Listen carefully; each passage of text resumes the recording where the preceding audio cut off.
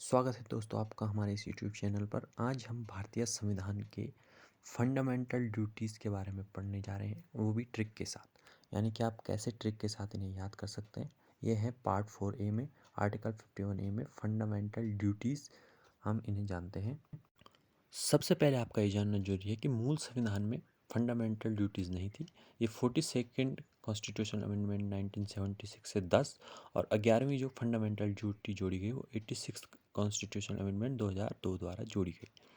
आइए अब देखते हैं इसकी ट्रिक क्या होगी। तो आपको कुछ नहीं करना है, आपको इंग्लिश अल्फ़ाबेट ए से लेकर के और 11th नंबर तक के तक लिख लेने हैं, ABCDEFGHIJK, जहाँ ए का मतलब आपके सामने होगा एंथम, बी जो कि सेकंड फंडामेंटल ड्यूटी हुई उसका मतलब होगा बापू, अभी मैं समझाऊंगा आपको कि क्या इनका मतलब होगा। सी कंप्लीट यूनिटी, डी जो चौथी फंडामेंटल ड्यूटी है उसके सामने आपको याद रखना है डिफेंस।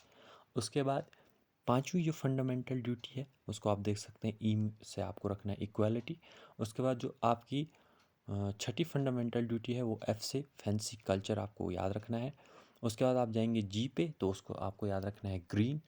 एच उसके बाद अगला हमारे पास है उसका मतलब हो जाएगा ह्यूमैनिटी। उसके बाद जो हमारे पास नौवां है, नौवीं फंडामेंटल ड्यूटी होगी वो होगा आई, इसका मतलब होगा इंडियन प्रॉपर्टी। आपको ये ट्रिक याद रखनी है, अभी एक अल्फ़ाबेट से एक जो वर्ड है वो याद रखना है। उसके बाद आपके पास 10वां है जे, जॉइंट एक्टिविटी।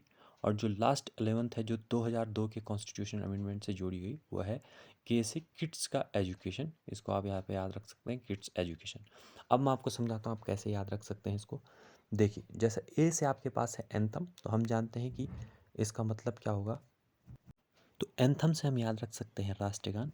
और अब मैं इसको आपको पूरा पढ़ करके सुना देता हूँ कि संविधान का पालन करना और आदर्शों का सम्मान करना, संस्थानों राष्ट्रीय ध्वज राष्ट्रगान का सम्मान करना। तो एंथम से आप राष्ट्रगान याद रख सकते हैं और उसके बाद आप उसको पूरा हिंदी में या इंग्लिश में जो भी आपको याद करना है वो आप याद कर सकते हैं पूरी लाइन। ये आपको केवल याद दिलाने के लिए पहला वर्ड यहाँ पर है। उसके बाद है बी बापू, तो ये महात्मा गांधी की यहाँ पे बात हो रही है। तो इसका मतलब क्या है कि स्वतंत्रता के लिए हमारे राष्ट्रीय संघर्ष को प्रेरित करने वाले महान आदर्शों का आपको सम्मान करना होगा और उनके जो आदर्श हैं उनका पालन करना होगा। उसके बाद सी आपके पास है कंप्लीट यूनिटी, यानी भारत की संप्रभुता, एकता और अखंडता को बनाए रखना। उसके बाद है आपके पास डी मैंने डिफेंस यानी कि रक्षा, तो देश की रक्षा और राष्ट्रीय सेवा प्रदान करने के लिए जब भी ऐसा करने को कहा जाए तो आपको तैयार रहना होगा।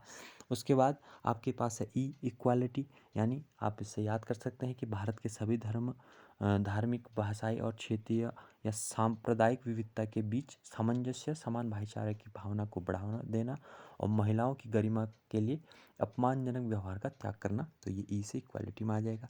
एफ से आपके पास हो गया फैंसी कल्चर, यानी कि जो हमारी संस्कृति है उसका विरासत को महत्व देना और उसको संरक्षित रखना।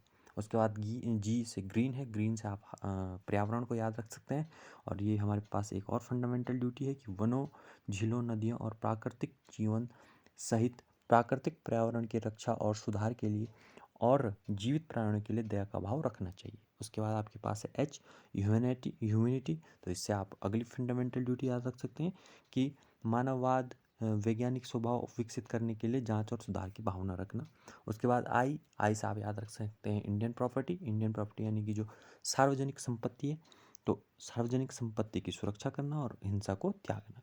इससे आप ये याद रख सकते हैं। जे आपके पास उसके बाद होगा जो कि होगा जॉइंट एक्टिविटी, यानी कि व्यक्तिगत और सामूहिक गतिविधि के सभी क्षेत्रों में उत्कृष्टतम के लिए प्रयास करना और राष्ट्र की निरंतर प्रयास और उपलब्धि के उच्च स्तर तक पहुंचना।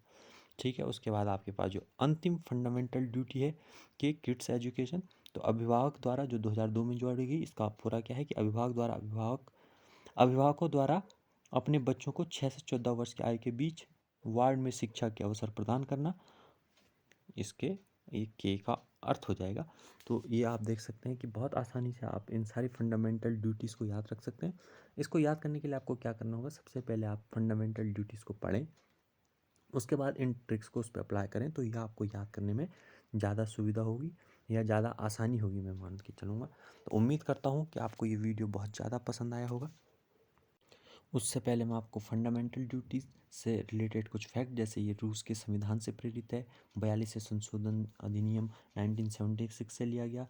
संविधान के भाग 4A अनुच्छेद 51A में आता है, स्वर्ण सिंह समिति की सिफारिशों पर जोड़ा गया। उस टाइम पे इंदिरा गांधी जी प्राइम मिनिस्टर थे और 2002 में अटल बिहारी वाजपेयी। तो अब मैं उम्मीद करता हूँ इस प्रकार के प्रश्नों के लिए आप इस चैनल को सब्सक्राइब करें, इस वीडियो को लाइक करें, जिससे कि मैं और भी ज़्यादा वीडियोज़ आपके लिए बना पाऊँ। ऐसे ट्रिक की मदद से आप कैसे जीएस को इजीली पढ़ सकते हैं, याद कर सकते हैं। तो थैंक्स फॉर वॉचिंग। चैनल को सब्सक्राइब करें, वीडियो को लाइक करें। बहुत बहुत धन्यवाद।